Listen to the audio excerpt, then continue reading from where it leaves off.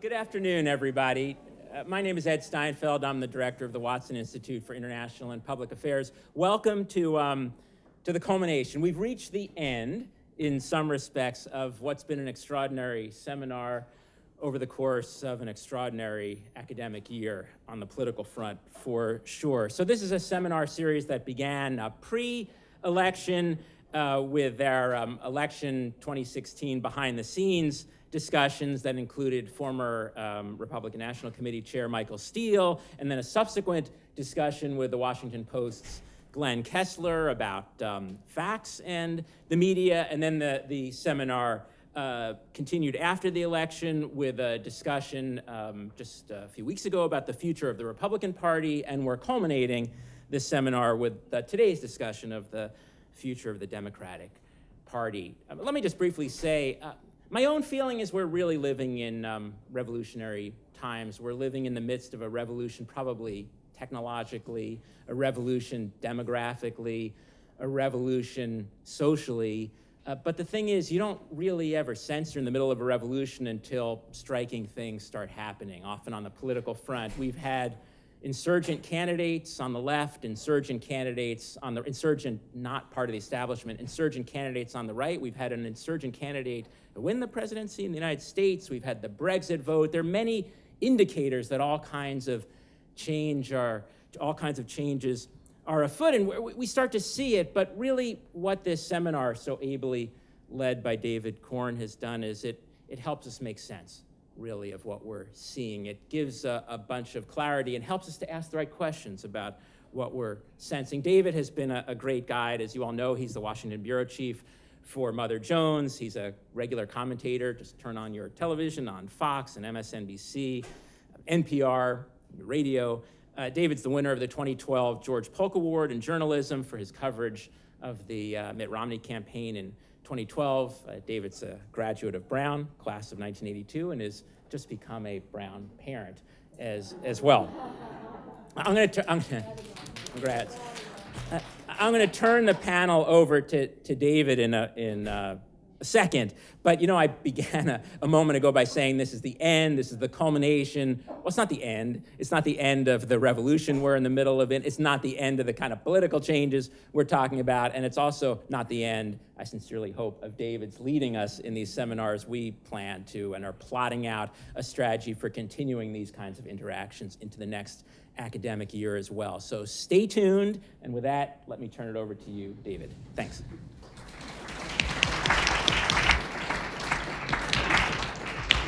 Thank you, Ed. Thank you for the warm welcome back to my home for 3 years here at Brown in Providence. And gosh, if I've been able to bring any amount of sense to what's happened in the last year, I feel quite proud because I'm still quite perplexed by many of the things we've witnessed in the past year. And this is from someone who began covering politics here in Providence with Buddy Cianci. So, when once upon a time, I thought I had seen it all, and I wasn't even close. And one of my best tributes I ever got for any of the journalism I ever did was that Buddy Cianci became so annoyed with me for the way I covered him and his administration in the late 70s that he actually offered me a job at City Hall. You've done well then. And at the time, Providence was basically bankrupt and going through a tremendous fiscal crisis. And I said to Buddy, what about the hiring freeze at City Hall? And he put his arm around me, pulled me in really close, and said, you know what? There's always room for one more. And swear to God, he took out a business card and wrote the name Vinny on it and a phone number, said, you call Vinny, and he'll set you up. I often think how my life might have turned out had I called Vinny. Instead, that summer, I worked for the IRS in New York City in the training division. Talk about roads not taken. Anyway, I'm delighted to be here with some very smart people who know politics as well as anybody from Washington, D.C., to talk about the future of the Democratic Party as we try, it's very hard, but try to move ahead and look forward rather than looking backwards. Although we will start with a little backward looking. But before I do that, let me just introduce the three. And we'll have a conversation until about 6 o'clock, then half an hour for questions. I will, telling you now, I will be biased in calling on students if there are students here. It's a beautiful day outside. I'm not sure I went to many of these when I was a student, but if they're in the audience and want to ask questions, they'll get some preferential treatment. Sue me. So let me start with introductions here now. To my right is Stephanie Schriock. She's the head of Emily's List. She's been the head of that since 2010. Do you all know what Emily stands for? Let me hear you say it. Early money. Yeah. That was Early awesome. money is like yeast. Thank you. It was started by Alan Malcolm in 1985 as a political action committee to help women running for office. It's not partisan, but one of the categories was you had to be pro-choice. So right away, that limits a large part of the partisan universe. And since 1985, it's raised $500 million. A lot of it under Stephanie's leadership. And part of her job is recruiting women to run for office. You may have heard of a woman named Liz Warren. Stephanie helped convince her to run for the Senate after she had once told me publicly that when she thought about staying in Washington, she said she might rather stab herself in the eye. So against that resistance, Stephanie used her powers of persuasion and got her to run. She's also has managed Senate campaigns, Al Franken of Minnesota and John Tester. And one day I want you to tell me some Al Franken stories because he's done such a he's really worked hard not to be funny in his political life, and I can't believe that he's like that in his private life. And in 2015, Elle magazine named her one of the 10 most powerful women in Washington. And to my left here is Maria Teresa Kumar. She is president and CEO. Do you get paid twice for that? It's a nonprofit. No. Yeah. Of Voto Latino. And their mission is very simple: to engage, educate, and empower Latinos, primarily in politics, but not exclusively. The group was co-founded by the well-known actor Rosario Dawson. And under her leadership, it has registered 250,000 voters. Like I am, she is a contributor at MSNBC, but she's also a media powerhouse in every platform and other networks as well. She too was named by Elle magazine as one of the 10 most influential women in Washington, but that was in 2013. And then over there is Bill Samuel. He is the... That's my punchline at the end. Stop it.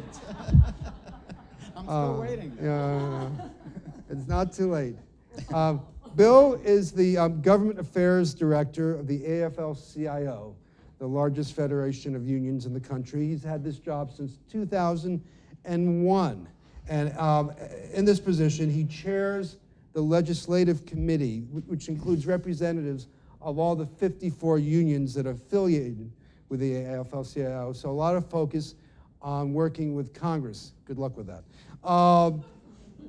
Years before he joined the AFL-CIO, he was a senior advisor to Al Gore when Al Gore was vice president. And before that, he was Associate Deputy Secretary of Labor in 1995 to 2000. One of his great accomplishments, though, was as a chief lobbyist prior to that for the United Mine Workers. He helped pass legislation that gave lifetime health benefits to 2,000 members and dependents of the mine workers union. 200,000. 200,000, excuse me. And I have to say, I don't think I've ever done anything in my life that has directly helped 200,000 people. So I'm really grateful and appreciative of people who do that sort of work. So thank you for that. And as he noted, stealing my punchline, he has never been listed by Elle magazine as one of the most influential women in Washington. But if they ever decide to do men, you might have a shot at it. So I said I wanted to start by looking backwards before we look forward. and that is to go around the horn and ask each one of you, because you all kind of represent one of the core constituencies of the Democratic Party, sort of what happened with your constituency on Election Day 2016, and why you're responsible for Donald Trump becoming president. But not to put too.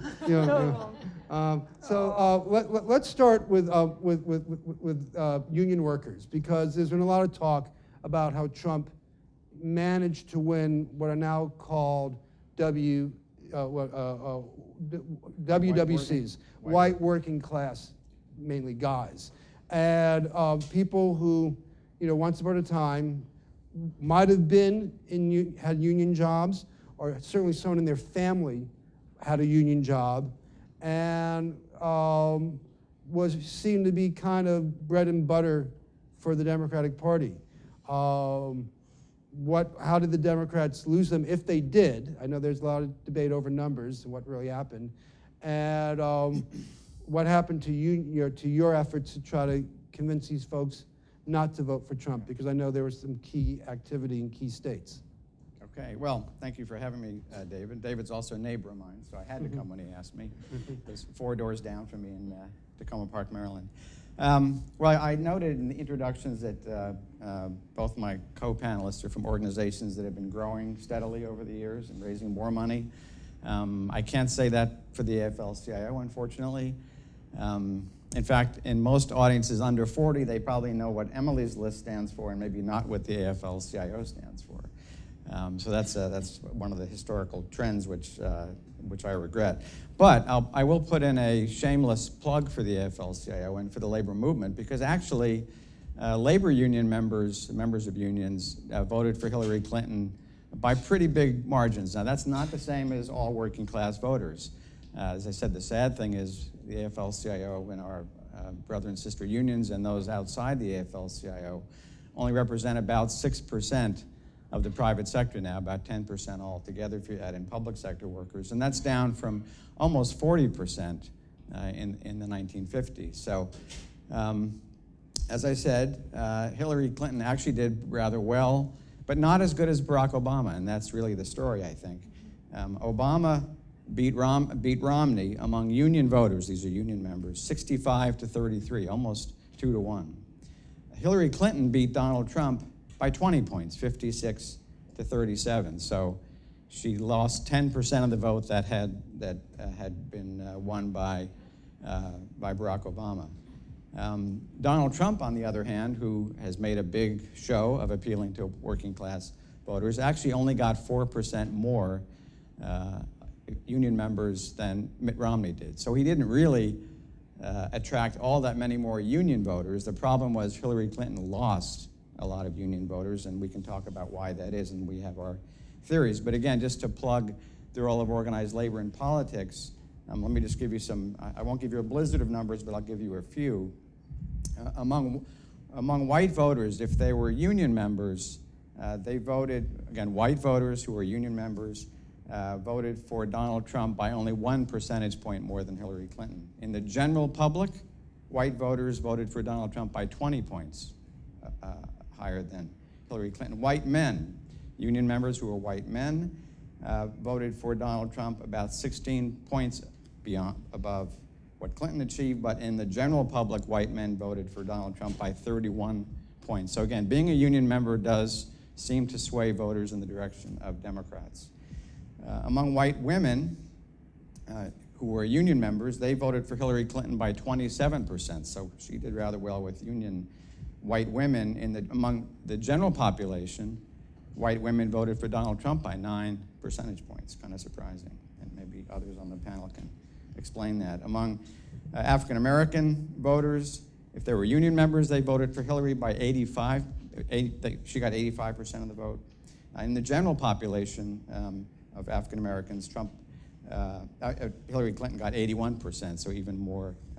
Hillary did even better among union members. And then finally, among Hispanic voters, if they were union members, they voted for Hillary by 53 points above Trump, and in general population, only 38%. So anyway, again, that's my explanation for if you're in a union, you tend to vote a little more on a more progressive track than if you're not, and we believe that's because of the efforts we make to educate voters. We spent a lot of money and time and energy talking to our members about it. They have a sense of community, and they tend to vote more like progressive voters in the general population. So why did Hillary lose then? Why did she lose 10% of those votes? And I'll just say quickly and then turn over to my co-panelists. The biggest losses were among downscale voters, those earning $50,000 or less. She lost those voters by pretty substantial margins. Her drop-off from the Obama election in 2012 to 2016, she lost 16 percentage points for voters who earn under $30,000. For those who earn under $50,000, she lost, her total was 6% lower than Barack Obama's. Those earning over $50,000 stayed about the same. So it was the downscale voters who left Hillary, and I think you can make a pretty good argument that the message, if she had an economic message, it wasn't getting through. I would say it was not as strong as his economic message. Whether or not you believe he had an actual agenda, it sounded like he had one. He was about jobs and lower taxes and less regulation. He said that equaled jobs. Hillary was talking about a lot of other things, and so I think that's one of the reasons she lost those voters. So let's talk about the Latino community. There's been a lot of, there's been some debate about some of the exit poll numbers, and the Trump side has pointed to them saying, we did a little bit better than Romney. It wasn't the wipeout that we expected.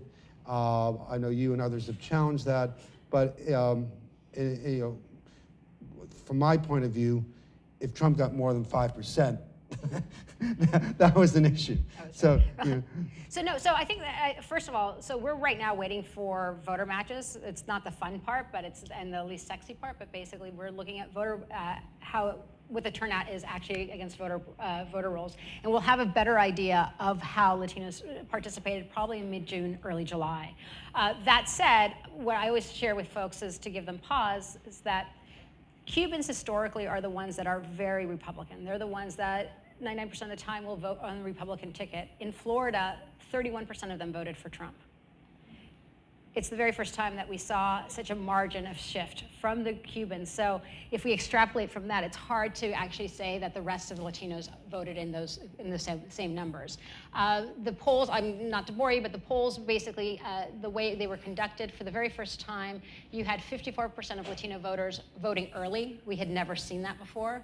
The polls were conducted on the day of actual polling, and they were not statistically significant, meaning that they were going into neighborhoods where the majority of the population was not Latino. So you can extrapolate, for example, let's say you go into Connecticut and Westchester, where you might find 4 or 5 surnames that are Latino. They're like, we'll go ahead and poll you, but Westchester, Connecticut does not reflect the majority of the Latino population. So we are still, that's one of the reasons why the jury is still out. That said, if you were to ask me, we keep hearing about the Obama voter that went for Trump. We keep hearing that not enough Latinos came out. Latinos were the only population that grew the electoral base this year, the only ones.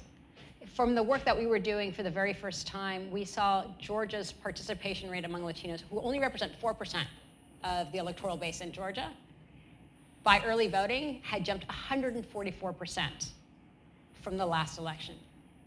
What that tells me in the work that I do is that it was a big SOS flag. That political participation was their only way to get out of the quagmire that they were living in rural Georgia. In Texas is abysmal for participation. It is the best possibility for the Democratic Party progressive movement, but it's absolutely abysmal. I always joke that Texans are super nice. They will absolutely sign a form because they don't want to say no to you, but they have no intention of going out. We were registering voters there at $3.31. There was a hunger and appetite for participation. Obama lost Texas by 16 points. Hillary lost it by 9. If you were to ask me what was one of the strategies that was wrong with the Democratic candidate, was that they were not nimble to understand the tide of the ground. The reason that the Latino population was coming out was that a border was a very physical life alteration for them. This was personal. This was basically, they were living a California Pete Wilson moment when California decided that they were going to identify who was American and not based on race. And so Texas was ripe to be turned blue, and instead it was not part of the battle state strategy. These were conversations I had. Stephanie's familiar with them. It was frustrating. At the same time, we keep saying that the white working class went overwhelmingly for Trump outside of the unions, but when you start looking at it, I think that what we are finding ourselves in, that we're falling into the trap of the race divide in this country. And I honestly believe that when you start peeling back the layers, we are actually finding more of a generational shift within this country. If millennials had come and voted at parity along with Generation Z, they would have turned the country blue. If you basically remove all of the baby mover voters, only 5 states would have turned red in this past election. But there was just not parity. There's a lot of reasons for that, including apathy, not enough actual investment in young people because they say that they don't participate, and because they were also not attuned to the left of the progressive movement. Bernie Sanders turned on a lot of people.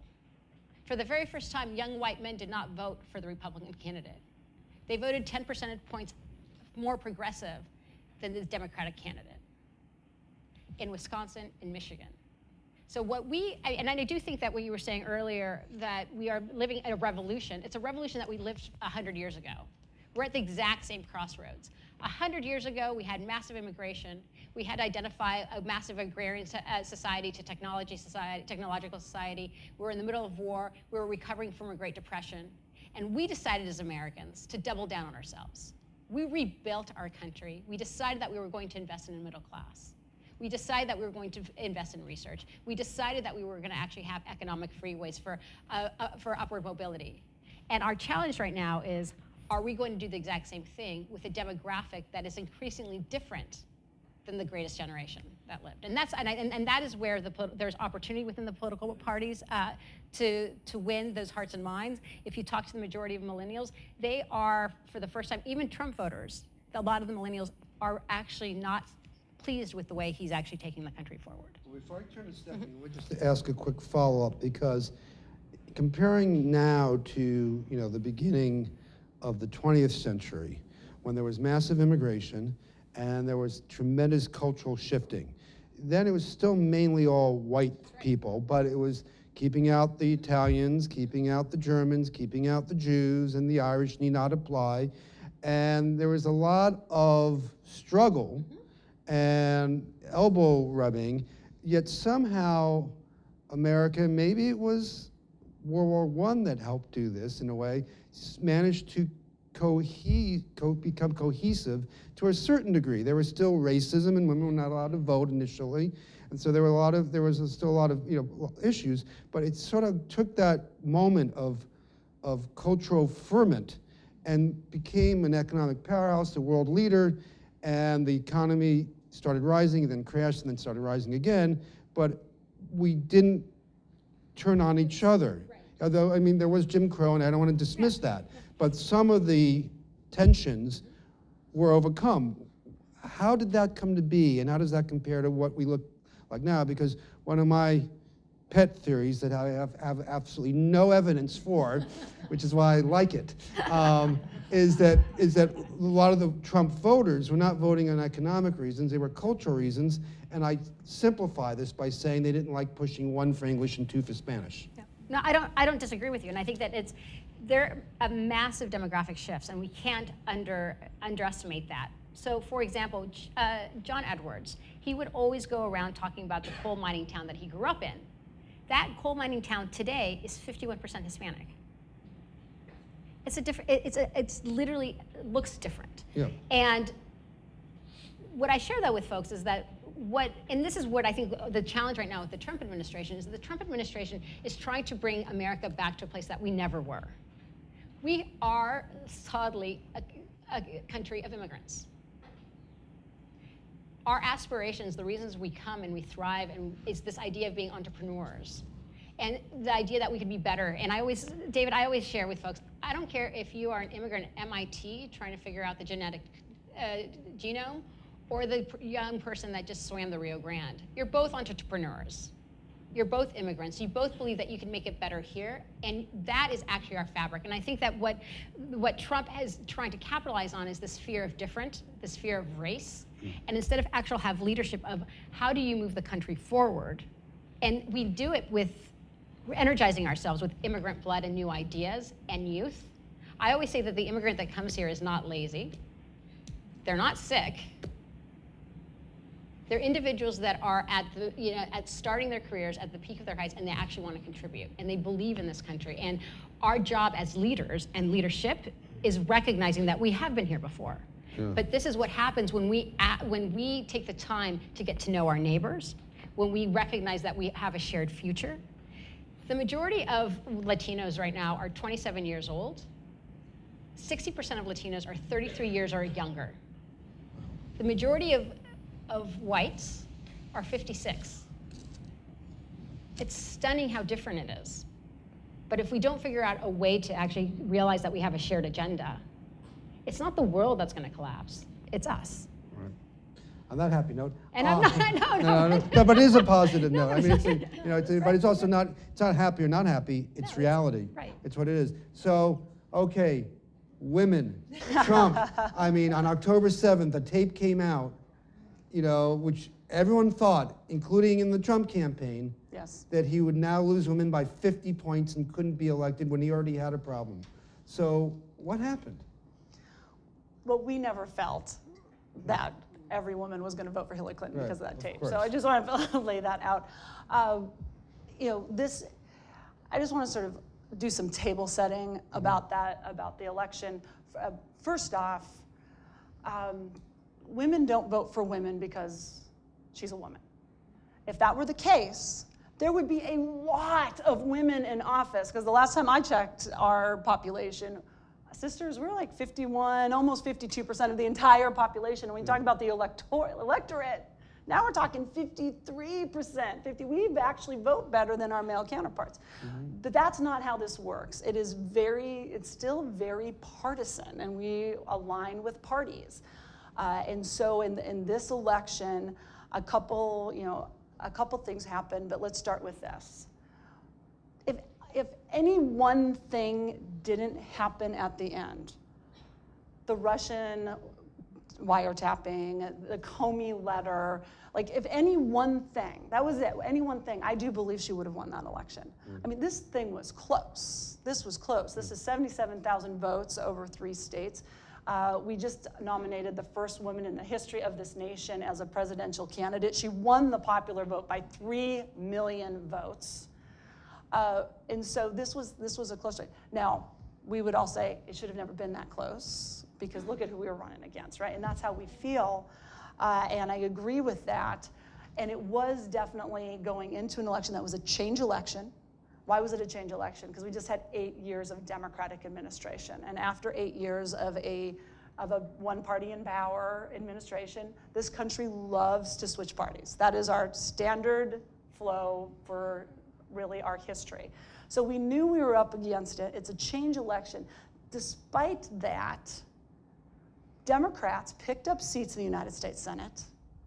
2 of our women, by the way, at Emily's list. We picked up seats in the US House. We broke even on the legislative. So this was not a Republican wave. It was something really unique about this dynamic. So let me talk about the women here. Women voted for Hillary Clinton in the largest number that we've ever seen. She got a higher percentage of women than Barack Obama. She is the first Democratic candidate to win white college-educated women since her husband, Bill Clinton. And before that, it was 1972 before a Democrat had won white college-educated women. Here's the problem. We were really hoping she'd win it by more. I mean, truthfully, we were really hoping like one more percentage point would have gotten us there, and we were really hoping 1 or 2 more percentage points. But she did that. She win that category by, do you know? Let's see if I got my numbers out right off the top of. It's okay. It was close. It was close, but 51 to 45. I knew I had them on my list. So we won white college-educated women 51 to 45. We lost overall white women by 10 points. So as Bill was just talking about those numbers, Now, Barack Obama lost white women by 14 points. So there's sort of a narrative here that women turned on Hillary Clinton. Women voted like they tend to vote, white women, Republican. And I do believe those last 10 days of news sort of really drew people back to vote their partisan way. They voted the way that they tend to vote, and we could not hold on to enough of them, particularly after the Comey letter. So I say that as like, we have some work to do, but those white college-educated women, that's why we've got a race going on in Georgia tonight. Like, the reason that there's some shifting in what's in alignment here, are that we're moving better with white college-educated, doesn't mean we don't need to be talking to our white non-college educated, but this is a growing piece. The backbone of this party, though, are women of color.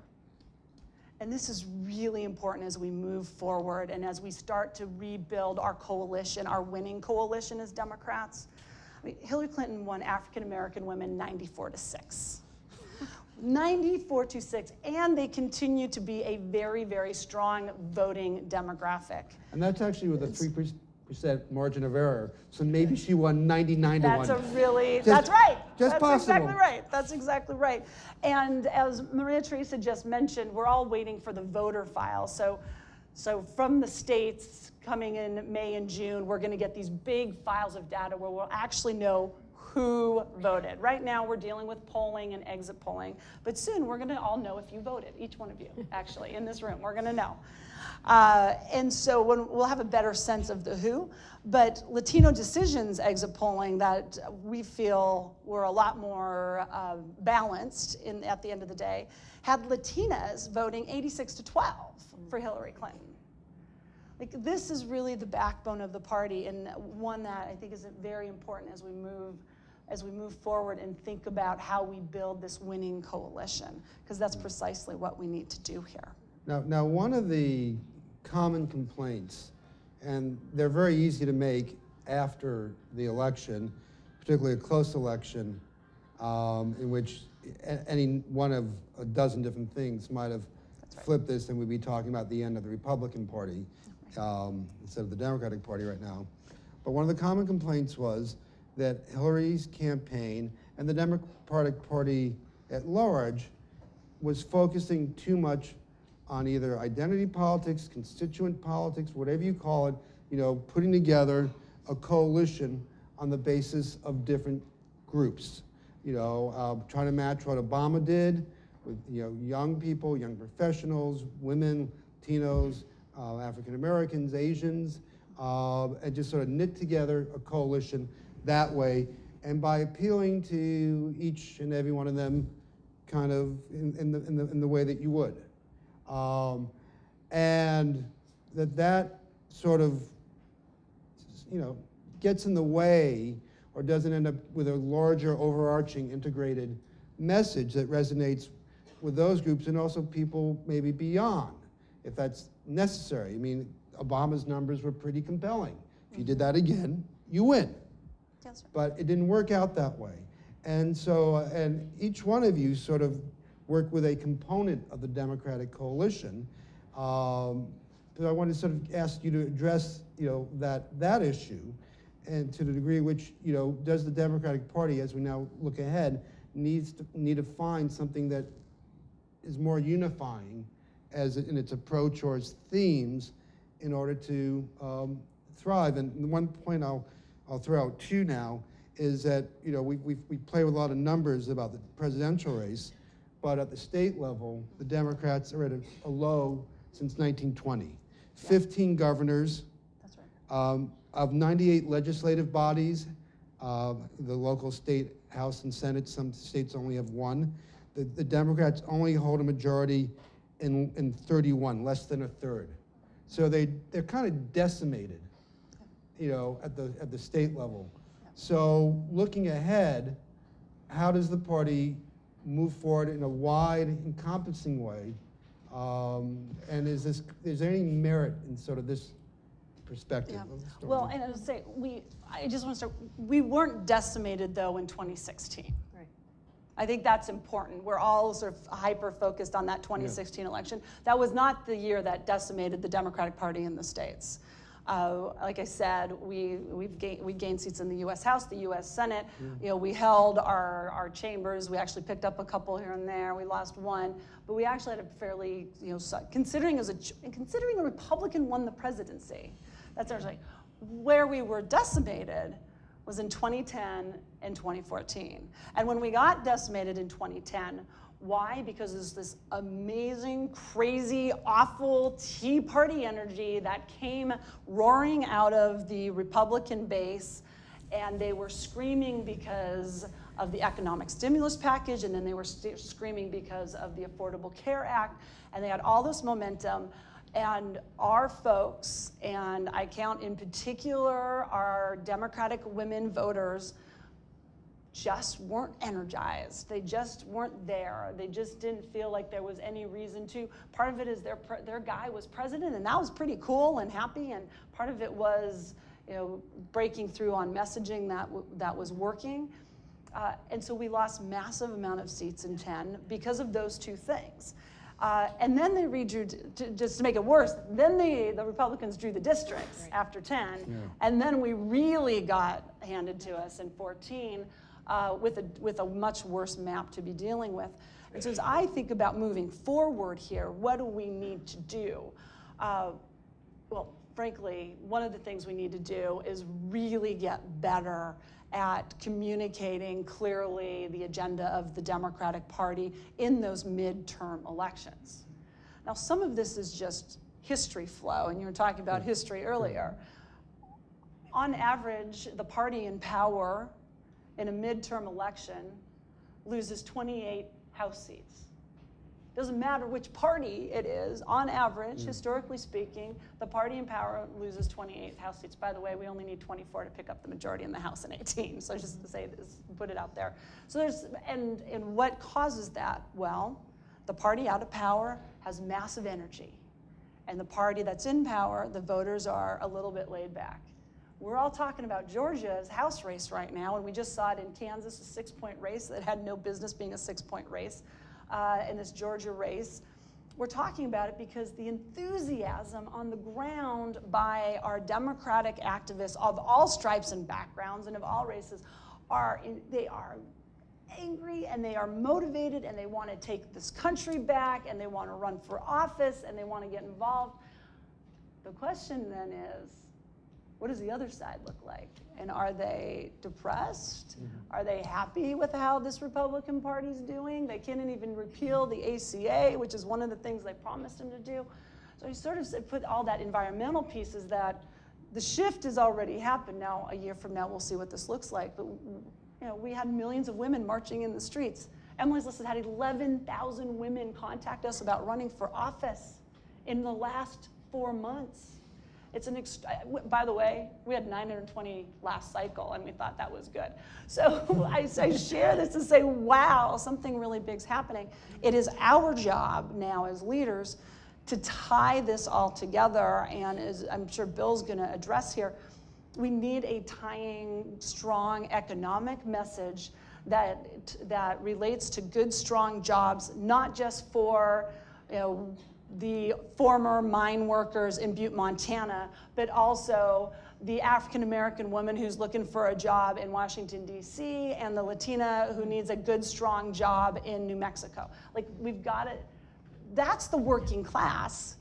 That is the working class, and we need to have a really strong agenda on how we're going to ensure all of our working class, all of them, have strong jobs. And just to jump on, I think one of the things that, Stephanie, I think you hit the nail on the head is this idea of redistricting. When they counted folks, they redistricted it so that we couldn't get the full vote.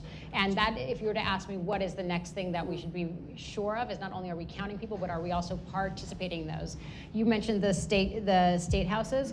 We are one state house away from having the Republican Party be able to actually introduce constitutional amendments. One state house away.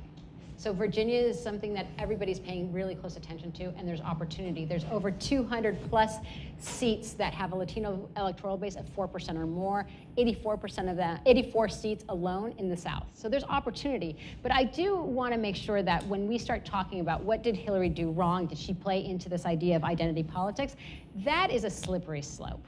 Right. Because when we are talking about Black Lives Matter, when we're talking about choice, when we're talking about even bathrooms, when we're talking about equity, we're talking about civil rights. Yes. And what the Republicans want to say is saying that civil rights and identity politics are two different things. We're talking about equity. If you cannot control your choice of when you have a family, then you can't actually decide when you're going to be most fruitful and productive when it comes to work. So we can't leave one thing aside for the other.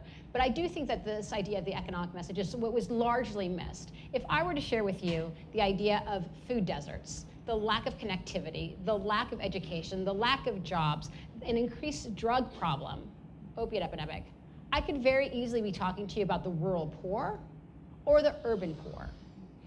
It is the same conversation. But instead what we decided to do is not actually start splitting folks and not recognizing the needs and the aspirations. When you talk about a strong middle class, if you're working poor, that's where you want to be. If you're in the middle class, you want to stay there or aspire for your children to do better. We have failed that.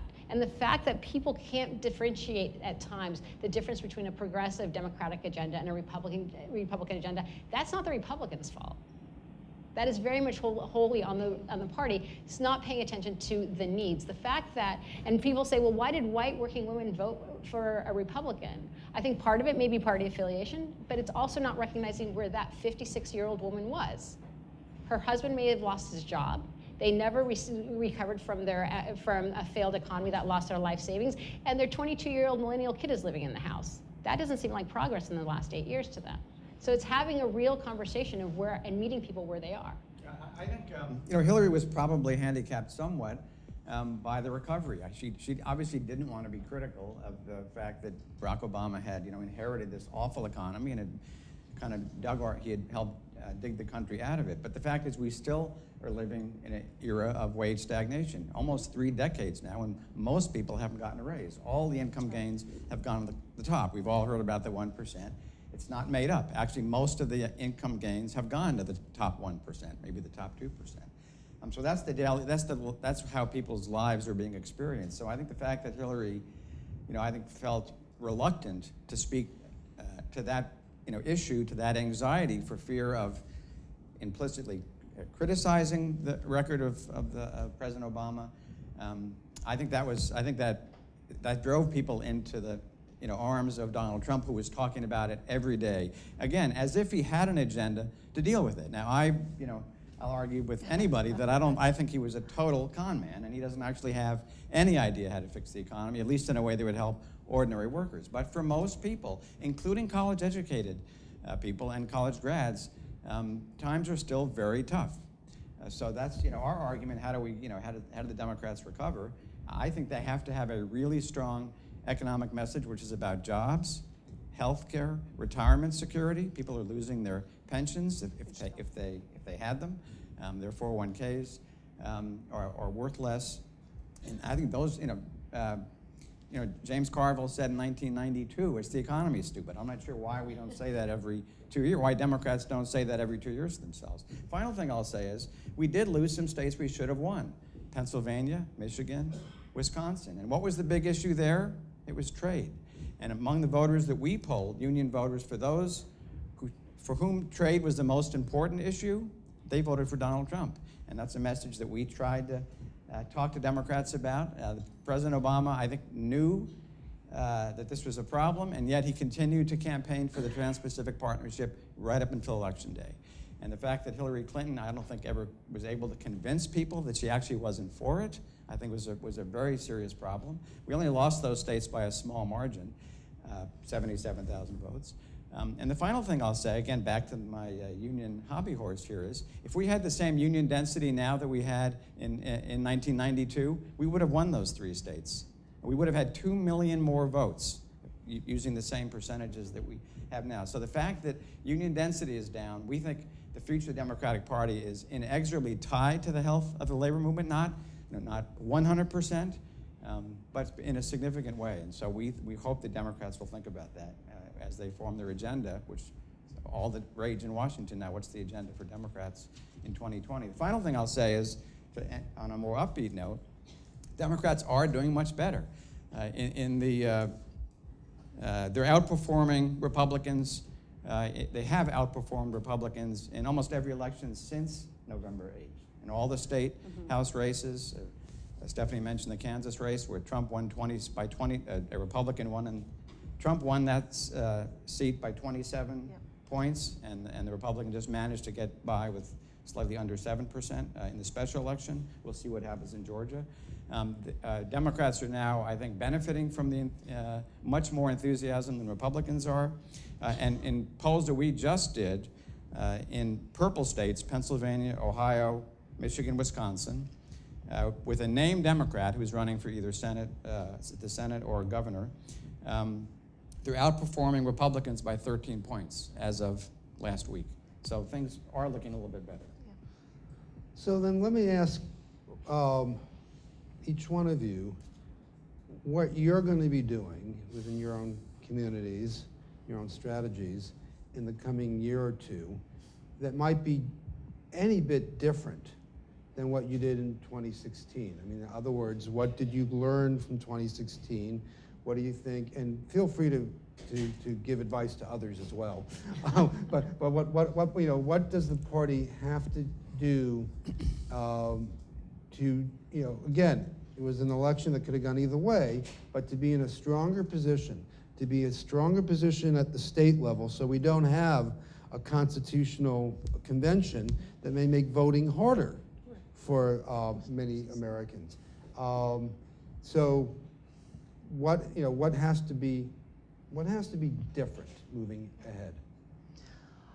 Well, if I may, the focus of the party and the progressive outside organizations, which we represent those, in the states, at the legislative level, down ballot is really, really critical. We as a party have been outmaneuvered for a long time at the state and local level. Now, part of that is just by pure virtue of resources. Like, we only have so many, and the Koch brothers have more than the Koch brothers alone and their group have more than all of us together, plus the Democratic Party. And they have spent the last 20 years building focusing infrastructure. on state races, That's right. state education boards, Exactly. and judges and all that. That's exactly right, and they're coming up, right? They're coming up the pipeline, and we are going to have to find the additional resources, energy, and will, almost the will to go in these states. And so for Emily's List, we've been engaged in training and supporting women for legislatures really for almost, not quite, but almost 20 years already. And we were already getting ready to expand our program going into 2018 because we knew that the states was going to be where it was at. You have 2/3 of your governorships are open, or are up for election. Your governor here, who is a dear friend of Emily's List, Gina Raimondo, is up for re-election. I just want to remind everybody, 2018 is coming up. But we see these governor's races and these legislative races as really important. So we were getting ready to expand. But then the Women's March happened. And I would like to say, oh, I saw this coming. I did not see this coming. It was an extraordinary moment of energy that I think anybody who was at any of the marches, whether it was in Washington, D.C., or here, or in Boston, you saw folks that you just couldn't imagine seeing. And I share that because what that means is that there is this commitment and this energy by women to step up and run. And I had mentioned, we've had 11,000 since Election Day, over 11,000 in fact, contact Emily's List and say, I want to run for office. They represent all 50 states, all 50 states. And they are thinking about city council and county commission, and it is on us to help guide that energy and further empower those women to file for office and strengthen their campaigns and get them the resources they need to run. And I really do believe that this is a moment that, Panelist has been around 32 years. Nothing like this has ever happened before. I mean, nothing like this has ever happened before.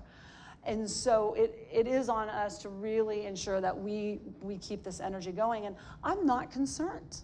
I'm not concerned that this energy is going to die down. There was some polling done of all of the calls that have been going into the congressional offices. I mean, Democrats have been shutting down the switchboard at the United States Senate a number of times on nominee fights. And this testing, they found that 86% of the folks calling in are women. Women are leading the way on the ground, and the Democratic Party, I believe, is going to be the beneficiary of this energy. But we got to get these folks placed. We got to get them supported. And I do believe that this is what's going to raise all these votes up in 18 and 20. Do you think there is sufficient infrastructure within the Democratic progressive community to actually have an impact on these state races? In terms of organizations, in terms of donors who have to understand the importance, because let's face it, to a national donor who gives $50,000, $100,000, you know, giving to state races, not the same thing as giving it to Hillary Clinton or even a governor or a senator. And that's a lesson that Republicans and conservatives have gotten through to their funding base and their top donors, that this is how we, you know, preserve power. And you didn't also, you know, you referred to this, but you didn't quite say it directly. 2018 races will decide what happens with the redistricting in 2020. That's right. Which happens again. So the 2010 redistricting was terrible for Democrats. If you know, if they don't win some state houses and state legislatures back, and there's not a lot of time to do this, right? That's right. That's right. Which is why, thank goodness, we have this energy, because that will help. Some states have better infrastructure than other states. That's the honest to God truth.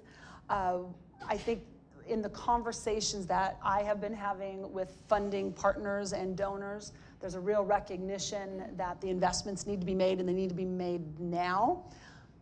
The proof will come when the money starts moving in the right direction, but that it sounds a lot better today than it has ever sounded in conversations over the last 5 years, and we've had these conversations over the last 5 years. We're sort of building some of this infrastructure in some of these states as we go, but places like Colorado and Minnesota have very, very good infrastructure. Well, they also have Democratic governors. It matters to have this infrastructure in the states, particularly in the Midwest and the West. But to your point, these governors' races for redistricting, these legislatures for redistricting, this could be the whole ball of wax this go around. Upwards to 35 governors in this country have an actual say in the map that's drawn in their state. Yeah, because Think about that. And then we only have 16 Democratic governors today in the entire country. Well, and for years, we've heard that the demographic tide is on the Democratic side. Rui Teixeira, a friend of ours, has been saying this literally for 30 years, and to a degree, he's right.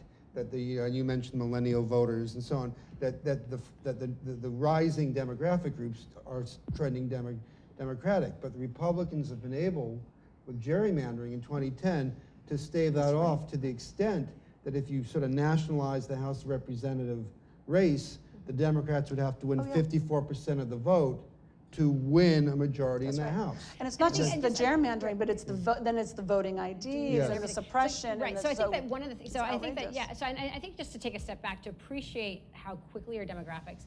Our last census, 51% of the population boom in the United States was responsible because of Hispanics. 51%. That was 2010. This is 2010. Sorry, yeah, I guess my mic might not be working. So 51%. So in 2010 census, 51% of the population boom in the United States was originated because of the Latino population. And it wasn't immigration, it was births. So American-born children here. And when you start looking at the gutting of the Voting Rights Act, Shelby County versus Eric Holder, basically that eliminated the protection of voters. Shelby County had 120% growth of Latino population in 2010. Every single state that followed had 100% or more. So it's not by accident that they're preventing the future. And one of our jobs at Voto Latino is voter modernization. It's actually talking about this idea of how do you do automatic voter registration like they're doing in Oregon and in California? How do you do mail-in ballots? How do you make sure that people are not only counting, but also being part of redistricting? And so one of the things that we departed from historically last in 2016 was, for the very first time, we created college chapters on the ground. And the college chapter, 90% of the work that we do is online. The majority of our voter registration was online. This year, because we felt there was a different temperature at the ground level, we started opening up college chapters. And the idea is that how do we make sure that we're giving people the information they need and the resources? We created an app called Voter Pal, and the idea is that everybody in this room can download it, and you can start registering your neighborhood rather easily. We capture your information, remind you. In Oklahoma, we had a young woman download that app and register over 100 people. So our job now is how do we build it? How do we make sure that we're getting the right information out? But if you were to ask me what the Democratic Party keeps talking about demographics as destiny, it's not destiny if you don't build the infrastructure. Right. It's not destiny. I have one amendment to that, because I think money and infrastructure are obviously key, but they're not enough to overcome a bad candidate or a candidate without a message. And I think that's, you would know the answer to this, Stephanie. Hillary, she either had as much money or more than Donald Trump. I can't remember. She had more. She had more.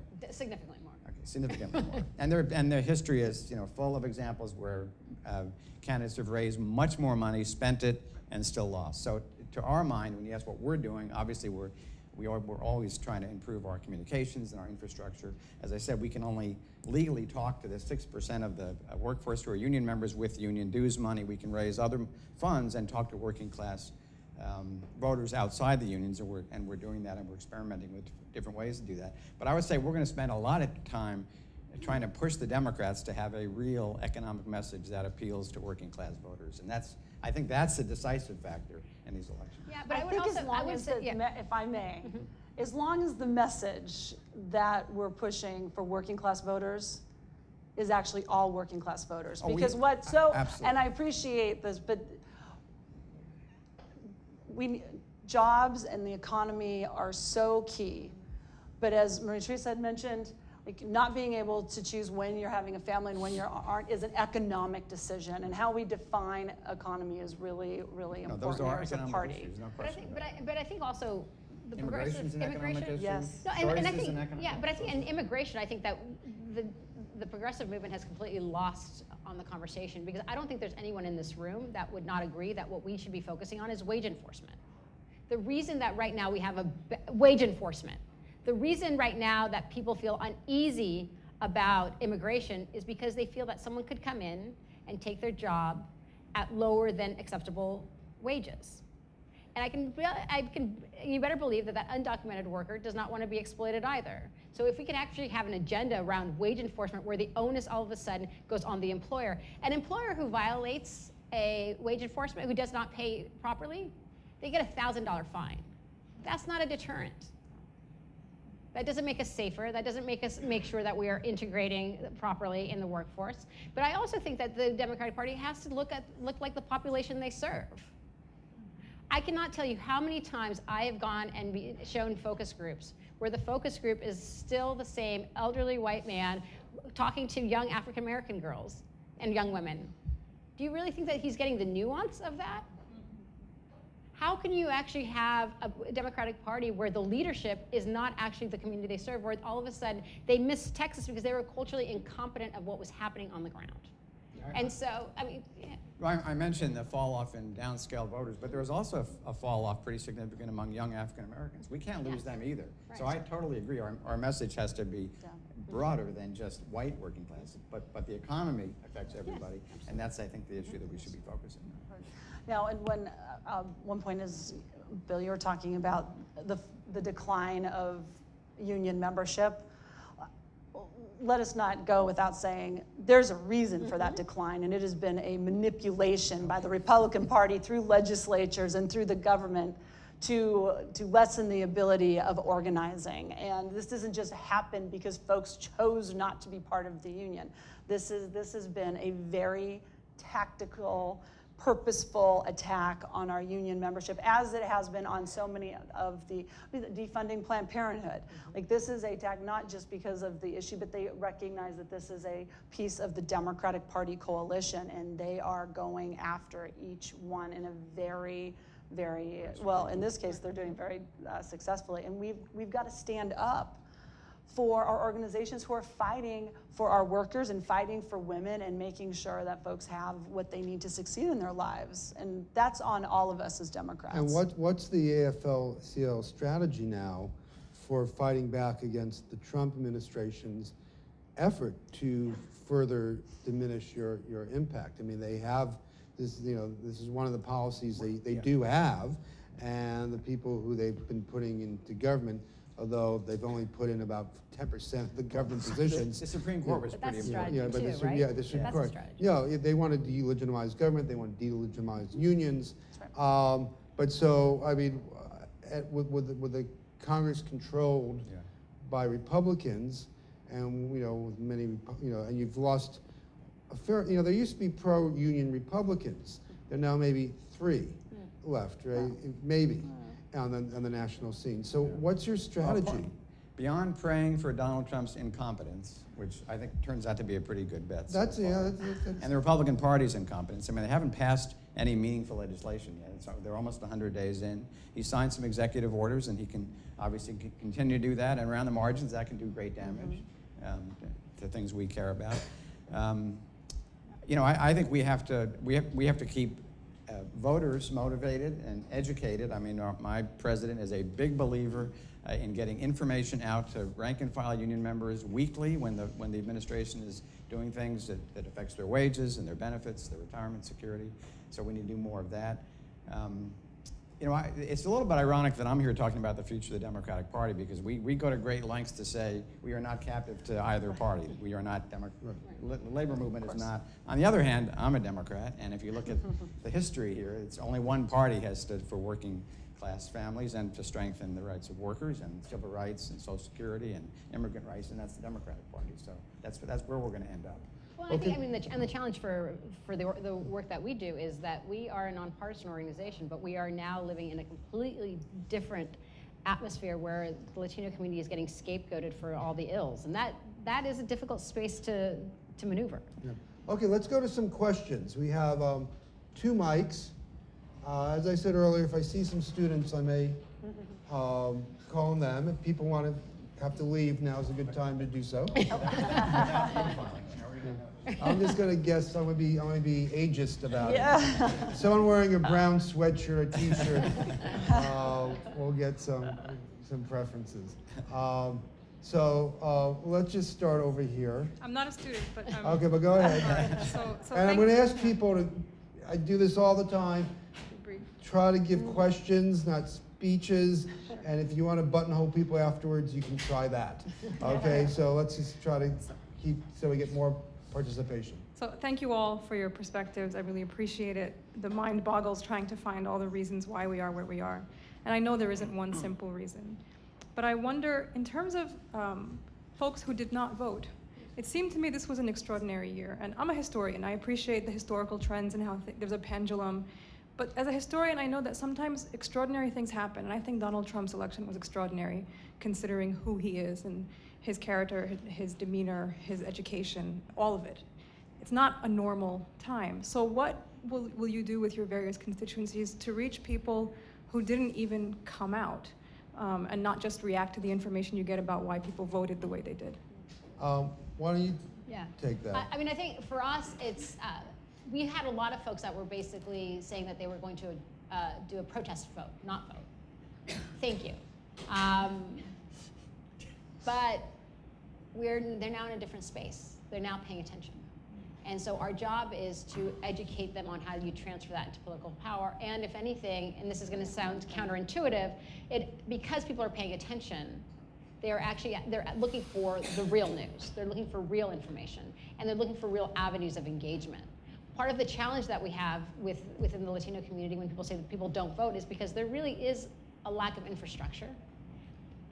Only 8 states require civic education in order to graduate from high school.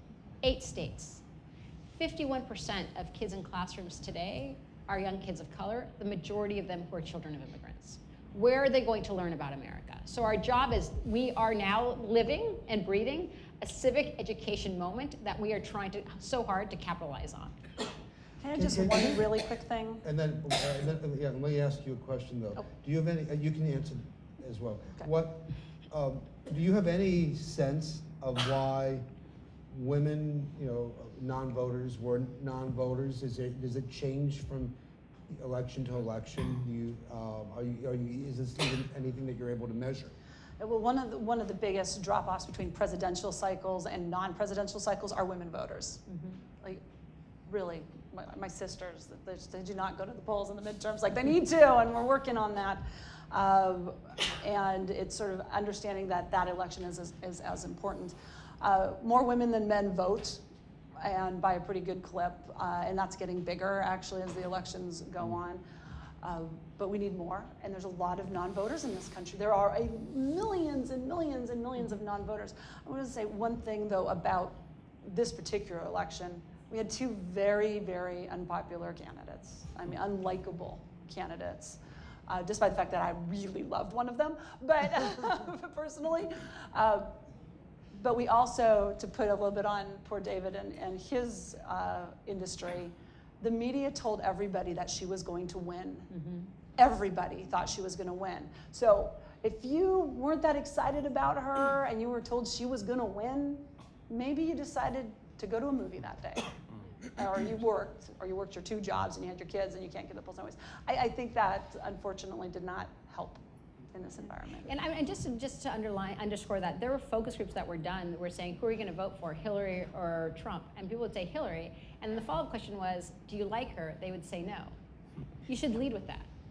Because are you going to expect someone that has 2 jobs and a working mother to stand in line for 4 or 5 hours for someone that you don't like? That, you start there. Yeah. And I will say I never predicted Hillary would win. Thank you, you did it. That's I always true. warned, I always It said, was very people good. thought I was crazy that it was possible that Trump would win. I just want to congratulate you on your great work on Emily's List. It's just fantastic. And I wondered, of the 11,000 women that called in, do you have any idea about their party affiliation or demographics in the sense of background and the demographics? We are in the process of doing that right now. We can take the list and sort of match it up against our voter file and get some demographics out of it. The good news is they're all across the country. I do have that information. And they are younger than our usual suspects, which is good, but we're going to find that out pretty quickly. I will say, the day after the DC march in Washington, we did a training for potential candidates. Now, they marched all day the day before, and the training started on a Sunday morning at 8 a.m. Okay. 500 women came. We had a waiting list of another 500. Combination of those 1,000, nearly 60% were women of color, and 50% were under 40. So I can give you a little snapshot that there's some good hope here. Just please tell me they're not all Republicans. And they're all Democrats. I should note, Emily's List, we do only support Democratic candidates. So I might be actually the most partisan up here, because we only support Democrats. Hi, I'm Dave Andrews, MA 2012. I'm a student too, by the way, but at University of Rhode Island. So Good. I'm a social studies teacher in Woonsocket, Rhode Island, so I was hoping to ask you a couple questions after. Awesome. Yes. I think I and a lot of other people are having difficulty separating the 2 parties because of their corporate nature. I've curtailed my speech too, so I'll just get into it. The Democratic Party has long touted itself as a party of the little guy, yet they seem to be part of a corporate 2-party system, wherein paramount importance is placed on one's ability to raise the most money from the biggest donors. Bernie Sanders proved that's not always so, however. I would add to that, the DNC, I felt kind of shut out some worthy candidates like Sam Ronan, Jamu Green for DNC chair. And I think that kind of eroded people's trust in the party, and for some it just failed outright. going forward, and you've answered some of this to a degree, but what will the Democratic Party do to restore and maintain trust? And how are they going to address, what I think is the biggest concern, which is at the root of it, is income inequality? How do they address these things? How do they maintain them? The labor movement. Well, I could have made that. I could have made that speech. Yeah, that's what I say. The labor movement has long had a very complicated relationship with the Democratic Party, depending on candidates, but back and forth. So, you obviously have your values and what you're driving at, so how do you work with the party? How do you address this? Yeah, I mean, I would say there is some hope on the horizon. Just yesterday, I think Bernie Sanders and Tom Perez started a joint tour of state parties to try to build enthusiasm and improve the infrastructure of the Democratic Party. I think Democrats, the power structure of the Democratic Party, heard loud and clear that they've got a problem. And of course, that's the first thing to deal with a problem is to recognize and acknowledge that you have it. And I think the fact that they're keeping Bernie Sanders close, and Elizabeth Warren, obviously, and others, Sherrod Brown, other party leaders like that are really, I think, rising in the Democratic Party. I think is a good sign. But I totally agree. I talked about the downscale voter who was frustrated, didn't see either candidate speaking for them. They either didn't vote or they voted for the one who was going to, change, who promised change. I mean, that was the whole Trump thing, right? These are people who wanted change. They weren't sure how it was going to turn out, but they knew that the status quo wasn't working for them. And I think Donald Trump's more effective criticisms of Hillary Clinton was her connection to Wall Street. I mean, how ironic is that? His entire cabinet is made up of Wall Street billionaires. How many Goldman Sachs? 6 officials are in his cabinet in the White House. I mean, I said he was a con man. That's the nicest way I can put it. But I think Democrats get that. Now, I don't know whether 2 years from now or 3 years from now when the primary season starts, we're going to see candidates like Bernie Sanders from a more populist Well, let me just ask you a second. If you go back to the mic, do you believe? No, you asked the question, the teacher. But go to the mic for a second. Do you believe? I mean, that there is little, no difference between the Republican Democratic Party. Is the Democratic Party, corrupt beyond repair? That was the critique that some Bernie Sanders progressives made during the campaign, and it's also been a long critique that's been that progressive elements in the party have made against the Clintons and against the party. I mean, so how different does the Democratic Party have to be seen as different by that element? I think a lot of the so-called issues, for instance, you could pick any, Second Amendment, gay rights, or gay marriage, abortion. I think a lot of these issues are being used to kind of obfuscate from other things like income inequality. For instance, they're important issues. However, I think our attention is being drawn away from what we all need to focus on, and that's kind of what's keeping us separated. Do I think it's ruined beyond repair? I hope not. I think a lot of people, I think Bernie Sanders, he certainly gave me quite a bit of hope. And a lot of people that I've met and spoken to are, I think, shifting, I don't want to say left, but more progressively. Maybe even more progressively than Bernie in some instances. So I see that it's hopeful in a sick, disgusting kind of way. I think it's good that Trump got elected because he woke a lot of people up. And I hope that that is not only a progressive movement that can be, harnessed, but also maintained. That's my concern about maintaining these things. So to address that, I think that one of the biggest challenges that the Democratic Party right now has, and this is not as a Democrat, but like observing the outside, is never giving credence to this idea that what Bernie Sanders was saying, that it was quote unquote rigged, and then all of a sudden the emails came out and there was no apology. I think that was one of the biggest things that people were waiting for, was an apology of acknowledgement of, we are human and we may have done X, Y, Z. Not saying they were culpable, but recognizing that there was something happened. I think a lot of people saw Hillary as rewarding Debbie Wasserman Schultz after that whole affair. Exactly, right. So, but if you were to, reading the tea leaves, for the very first time, young white men outvoted, 10% of them. And then this, to give you an idea, 4% voted for an independent ticket in 2000 against Romney. This time it was 10%. If you were to ask me what the challenge the Democratic Party has right now, is coalescing the left of the left, and not just among young white men, but I would actually propose among a lot of young Latinos that are actually find that attractive. And because they are talking specifically what you're talking about, this idea of equity, this idea of being able to move up the economic ladder and feeling right now that there's no one listening to them.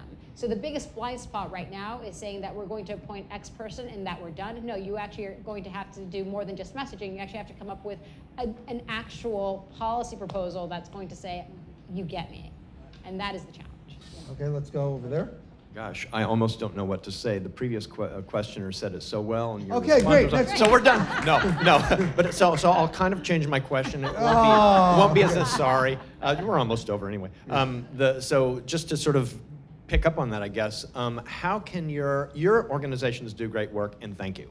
The Democratic Party deserves a lot of criticism, picking up on what you said. It's really, well, I just won't go on about it. How can your organizations effectively pressure would be a nice word, the Democratic Party to do what you were just saying? I mean, economic issues are...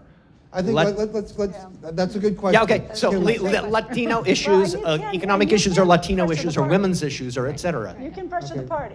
But first off, pressuring the party starts at the grassroots. And what's happening in communities all over this country are rallies and marches and folks going into congressional offices and making their voice, town halls, and like are making it known. And I think for organizations like ours, we have to be sort of that constant. I know AFL-CIO has done this forever, since the beginning of the AFL-CIO. And I would just to give you an example of, and Emily's List started, they wouldn't support Democratic women running for office because they didn't think women could win. So in 1985, the reason there is an Emily's List was because the party, our party, the party I love, said, women can't win, so why would we support you? And that was the deal. And Emily's List had to start to prove that women could raise a little bit of money to get going, and then all of a sudden they were viable, and then the party was like, oh, okay, we'll support, fine. Now today, we actually recruit candidates jointly in a very positive way. Sometimes we get on the wrong sides, and that happens, and we'll do that again, but I say that that's a shift. It took 30 years. Now, this one can't take that long. Right. But we absolutely have to listen to what's going on the ground, and the economic inequality and the importance of holding down to the core of who we are, which is a party that believes in civil rights and equal rights and human rights across the board. As long as our foundation is that, and when we deal with economic inequality and that is tied together, that is the winning coalition. That is what this country is. And so we have to go help build the Democratic Party. That means in our local communities, right here, we have to go help. It's not just the DNC. Forget the DNC. You tell me how the Democratic Party is here in Rhode Island. How's the Democratic Party here in Providence? That's where we've got to start working the Democratic Party. I mean, the revolution never started within the walls of an institution, right? So I think it's recognizing it has to be at the ground. Okay. Hi there, my name is Jeff Salvador. I'm a senior here at Brown, and I want to ask about something that's been touched on, but is definitely an issue near and dear to my heart, which is millennial engagement.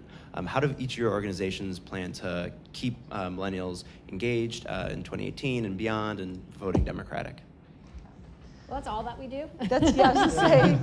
And we On focus, top. so that's all that we do. We actually, we work specifically on millennials, and I keep reminding millennials that they're not young anymore. They're now 35, so they can buy homes. So we're now focusing into Generation Z voted for the very first time this election. And there's baby boomers, people talk about baby boomers and millennials. Millennials are bigger than baby boomers. Generation Z is bigger than the millennials. So the idea of participation, the idea of engagement is ripe.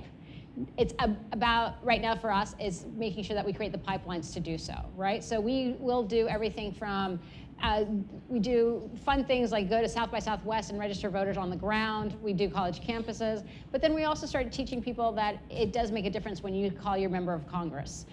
We were basically going against the Supreme Court and nominee, and we were able to get not just Voto Latino, but with our whole group of allied partners, over 1 million calls against Jeff Sessions. But that happens in partnership and coalitions. And the only way that we do that, though, is making sure that we're meeting voters where they are. And we're very non-traditional. We don't do television ads. We started in 2004, we did, but now we do solely online. When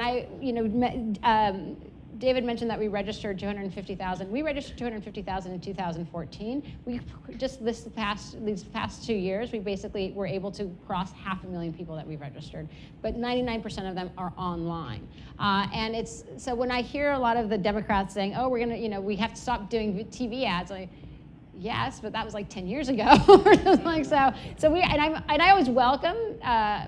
Getting suggestions of what we could be tweaking better, but that is our DNA. That's where we started. And just in case any major Democratic donors are watching this webcast, we have to put more money into our millennial outreach across the board. Emily's List did a $10 million persuasion digital advertising campaign in key states in the presidential. 10 million. We found out after the election that was the largest and possibly only significant, $10 million, significant persuasion digital campaign toward millennials. We can't ever do that again. That is not okay. We've got to change that. And we've got to go, and it's all digital, right? We got to do it. And to underscore, 10 million out of a $5 billion campaign. Yeah. Sorry, thank you. So it was not even like a 0.01%. Okay, we're going to finish up in a few minutes, so I want to ask you to ask a question and ask you to ask a question, see if we can combine it. So really, question. Okay. Okay, no introduction, just question. Endless discussion about the need for well-paying jobs. My question is, where are they going to come from? Because all the evidence I read is that they're going away, not being developed. Okay, and your question? Related to gerrymandering, I was curious to hear if any of you have an early impression of the National Democratic Redistricting Committee and what strategy they've established, if any. Okay, Bill, you want to talk about jobs? Well, I'd say on wages, good jobs are good jobs because they pay a decent wage and they provide benefits. Working in an auto plant in the 1920s was a lousy job. It became a good job when the workers were able to organize. Same with coal mining, same with hospital workers. Those are all heavily unionized industries that pay a decent wage and you can support a family in the middle class.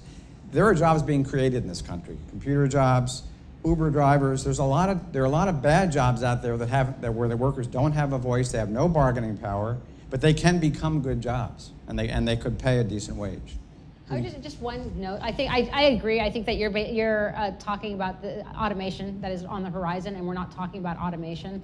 One of the biggest lifelines of rural communities is the trucking industry, and on the horizon is automated trucking industry.